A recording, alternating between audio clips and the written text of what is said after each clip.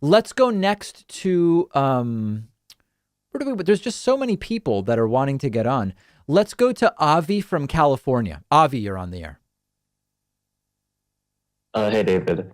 Um, so after the trial of Derek Chauvin, after he was found guilty, I hopped on a right-wing Telegram, Hmm. and it was a lot of people were getting pissed off at the fact it was a guilty verdict, Yeah. and it wasn't just like a small percentage, like thousands of people. So, what would be the best approach to try to explain to different these people, like in real life, about why he was found guilty? See, And the like, thing that's tough about this is anytime you're not, part of the trial. I mean, some people watched all of it. Okay. But very often people just react and say, it was the wrong result because it's not the result that I wanted because of what it means politically or culturally, rather than this was an adjudication by the jurors in the room of the facts in the case and applying those facts to what the law is. There have been lots of trials where the verdicts have been things I didn't want, but you have to respect the verdict because you're not one of the jurors. In this case, I believe that the verdict does actually do something in terms of hopefully signaling to police that there will be accountability. So to me, it's less about convincing anyone that the verdict was right or wrong, but more about the fact that if this is the way we adjudicate these things, then it was fairly decided by a jury, and we have no choice but to stand by that. I'm not that keen on arguing about the merits of the case.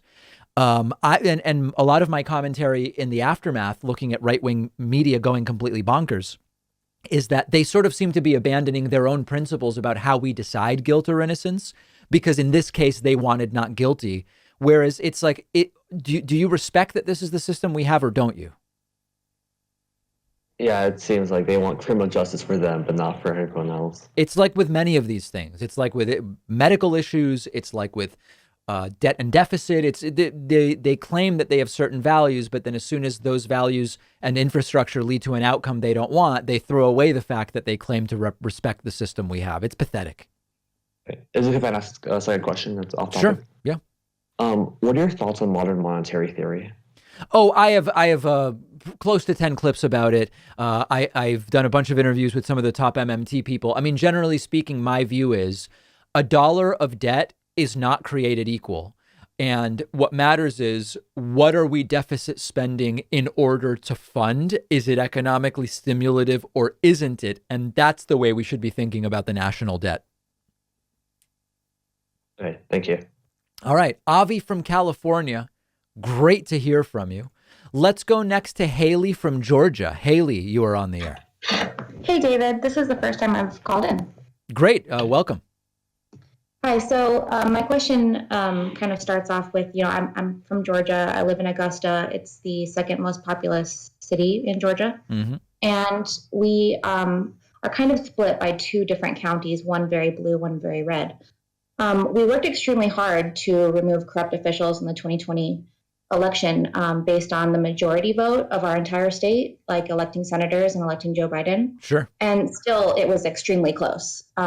We almost didn't give our electoral votes to Biden.